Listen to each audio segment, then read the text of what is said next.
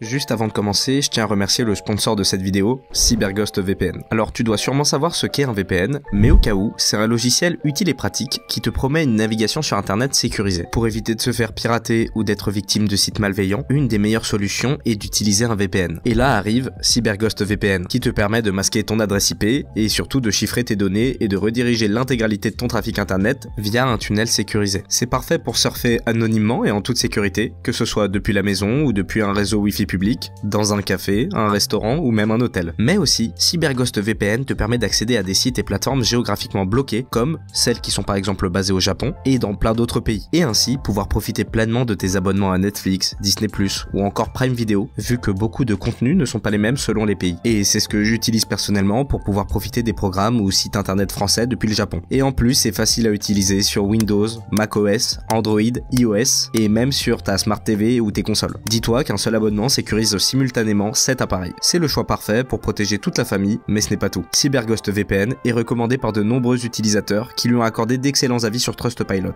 Et le VPN possède une communauté de 38 millions d'utilisateurs. En cas de besoin, un service client en français est là pour toi 24 h sur 24, 7 jours sur 7. Et si dans ton imaginaire tu penses que la sécurité en ligne ça peut coûter cher, bon bah détrompe-toi. Avec leur récente promo, tu peux bénéficier de 83% de réduction et 4 mois gratuits. Donc littéralement d'un abonnement de 2 petits euros par mois. Et évidemment, si tu n'es pas convaincu, il y a une garantie satisfait ou remboursée sous 45 jours. Alors clique sur le lien en description et navigue en toute sécurité avec CyberGhost VPN.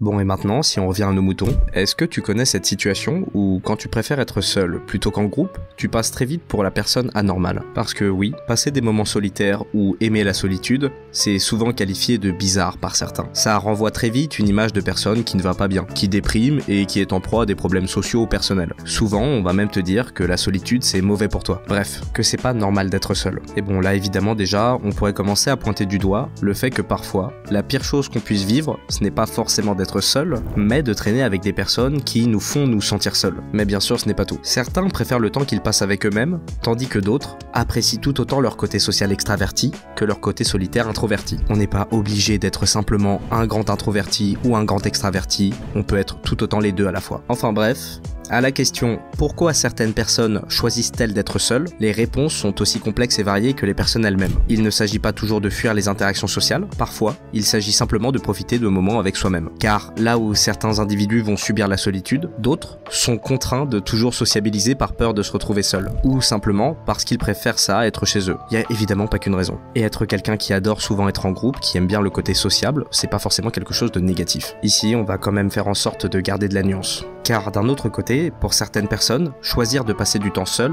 c'est aussi essentiel que de respirer. Et ça se comprend notamment quand on observe le paysage psychologique de la solitude. Et le fait que choisir de passer du temps seul, ce n'est pas seulement rechercher le calme, c'est aussi s'engager profondément avec soi-même. Et là, je vais m'expliquer. Quand tu es dans ton environnement social habituel, tu possèdes un rôle qui te résume vulgairement en tant qu'individu. En groupe, tu deviens le personnage que les autres perçoivent. Le rigolo, le gars intelligent, mais bon, en général, c'est toujours bien plus complexe que ça, là je caricature. Tandis que quand tu es seul, tu supprimes ce rôle. Pour te la faire simple, tu te mets AFK du jeu des interactions sociales. Et bon, déjà grâce au Handbook of Solitude, on sait que ces moments d'absence sociale ont des avantages. Elles te permettent notamment de traiter tes expériences et tes émotions selon tes propres termes. Pour imaginer, quand tu es sur le théâtre de la vie en groupe, tu es directement acteur. Et la solitude, ça te permet un instant de respirer et prendre la place de spectateur pour gagner en recul et observer la pièce dans son ensemble. Et là peut-être que certains se disent que non, la solitude est souvent quelque chose qui leur pèse ou qui pèse sur les gens qu'ils connaissent. En bref, que ça reste globalement quelque chose de négatif, gneu la gagne t'as tort. Alors,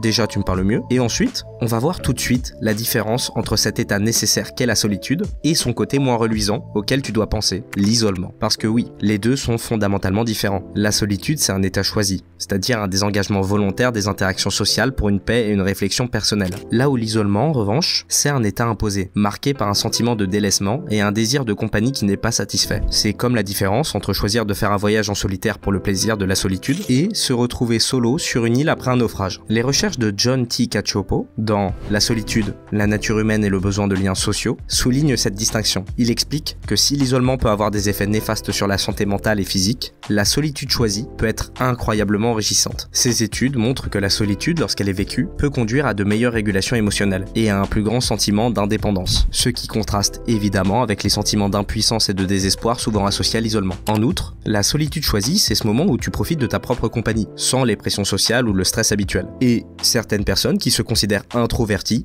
doivent connaître ce sentiment d'avoir épuisé sa batterie sociale et de vouloir la recharger en profitant d'un moment seul. En bref, la solitude, c'est chercher une vie équilibrée où l'on peut profiter d'activités sociales tout en bénéficiant des qualités réparatrices du temps passé avec soi. Mais après tout ça, garde quand même en tête que la façon dont tu subis la solitude, ça dépend vraiment de toi. Ça reste une expérience subjective qui dépend lourdement de ta perception et de tes désirs individuels. Bon, et en dehors de ça, tu devais t'en douter, mais il y a aussi des avantages en termes de créativité, concentration, pour le travail, parce que quand t'es solo, t'es moins enclin à te faire interrompre dans ta réflexion, et donc logiquement tu réfléchis mieux, enfin bref, c'est QFD. Et d'un autre côté, encore une fois sous l'angle de la nuance, comme on l'a vu, la solitude c'est une pause sociale, mais ça perd son sens si ça devient la norme, ou en tout cas ce n'est pas conseillé, surtout si elle est subie. Et pour ça, je m'appuie aussi sur un autre ouvrage, intitulé Les causes sociales de la détresse psychologique, qui explique comment l'isolement peut exacerber la détresse psychologique. On apprend dedans que les personnes restant trop longtemps seules développent une perception biaisée de la réalité sociale, qui les empêche de s'engager avec les autres lorsqu'elles le souhaitent ou lorsqu'elles en ont besoin. En gros, tes compétences sociales, c'est comme tout. Ça se travaille, ça s'exerce, et ça se détériore quand tu ne les utilises plus. C'est comme la muscu, ça se pratique régulièrement. Mais là, au lieu de perdre du muscle, tu perds tes compétences. Et ça joue à entraîner une plus grande anxiété ou gêne dans les interactions qui étaient autrefois routinières pour toi. Puis ça va même plus loin, car la réduction des contacts sociaux peut entraîner un déclin des capacités interpersonnelles. Il s'agit notamment des compétences de base, en matière de conversation, ainsi que de la capacité à lire les signaux sociaux et à réagir avec empathie. Pour te la faire courte et vulgaire, moins tu parles aux gens, moins tu sauras parler aux gens, et donc tu deviendras plus facilement le weirdo de service, celui qui a du mal à interpréter les interactions sociales.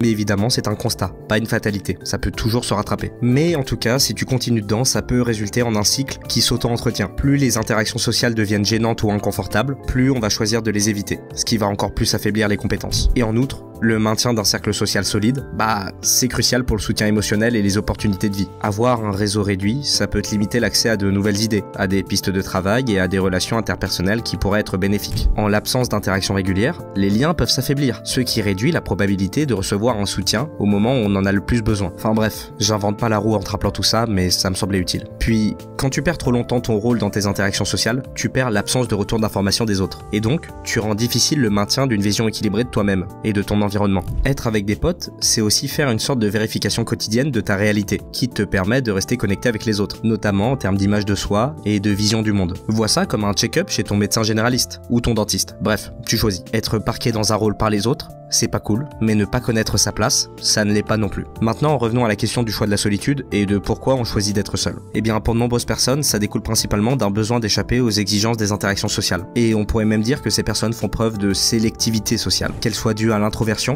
ou à une classique préférence pour le calme, la solitude c'est un peu le sanctuaire personnel indispensable de beaucoup. Puis je reviens sur la notion de batterie sociale que j'ai évoquée plus tôt. Tu as peut-être déjà vécu ce truc où quand tu es en groupe, c'est sympa, mais après t'es quand même bien soulagé une fois chez toi parce que mine de rien, la sociabilité c'est mentalement et émotionnellement épuisant. Et ça, même si les interactions sont positives. Et c'est pas parce que tu n'as pas envie de voir tes potes, après quelques jours à être sorti avec eux, que tu es un con insociable. Comme, ce n'est pas parce qu'un de tes potes ne veut pas sortir, que quelque chose ne va pas chez lui. Beaucoup d'études et de bouquins traitent du fait que les informations sensorielles sont traitées par chacun à leur propre rythme. Pour certaines personnes, la solitude c'est pas seulement une évasion agréable, c'est carrément une condition nécessaire au maintien de la santé mentale et à l'équilibre émotionnel. Puis aussi pour les personnes qui ont souffert d'anxiété sociale pour une raison X ou Y, la solitude c'est un peu leur espace sûr. Ça leur permet d'éviter les déclencheurs, et de gérer plus efficacement leur énergie et leur niveau de stress. Et niveau évidence, je veux aussi rappeler que pour certains individus, la décision de rechercher la solitude, c'est pas seulement pour échapper aux interactions sociales, mais ça peut aussi être profondément enraciné dans une philosophie personnelle ou des choix de style de vie. Certains aiment être seuls parce qu'ils sont mieux avec eux-mêmes qu'avec les autres, ou qu'ils sont intimement convaincus que c'est le mode de vie qui leur convient. Le plus important ici, c'est que ça reste un état choisi et avec lequel la personne est en harmonie, pas quelque chose de subi mais nié inconsciemment pour se convaincre qu'on apprécie cet état. Et enfin, que serait une vidéo YouTube en 2024 sans chier sur les réseaux sociaux? Mais plus sérieusement, on va juste évoquer rapidement leur impact sur l'isolation, car ça a dû te trotter dans la tête depuis le début de la vidéo, mais oui, aujourd'hui si on parle de solitude, on parle clairement de notre état physique. Mais pour le reste, on est plus ou moins constamment dans un état de semi-isolation sociale quand on est à la maison. Et ça, c'est parce qu'on est tout le temps connecté. Mais, malgré cette connexion constante à d'autres personnes, la semi-isolation n'empêche pas de créer un sentiment de solitude et d'isolement, voire de déconnexion. Et ça, ce sentiment, beaucoup l'ont ressenti même durant le confinement. Bon, Et j'ai pas plus à ajouter de ce côté, mais ça méritait d'être pointé du doigt. Enfin bref, la solitude c'est un paysage complexe, qui est assez bien fait, notamment quand elle est choisie, et ses conséquences négatives quand elle est subie. Et surtout c'est un état dont il faut profiter, en accord avec sa philosophie de vie. Mais que la solitude fasse partie de ta vie par choix ou par circonstance, rappelle-toi qu'il ne s'agit pas simplement d'être déconnecté du monde, mais surtout de se reconnecter avec soi-même. Et avant de conclure, je tiens encore à remercier le partenaire de cette vidéo, CyberGhost VPN. N'oubliez pas de jeter un œil à notre partenaire en cliquant sur le lien dans la description, et bénéficiez de 4 mois offerts et 83% de réduction. Protège ta vie privée, débloque des contenus exclusifs et fais des économies avec CyberGhost VPN. Essaye-le sans risque, grâce à la garantie satisfait ou remboursé de 45 jours. Salut!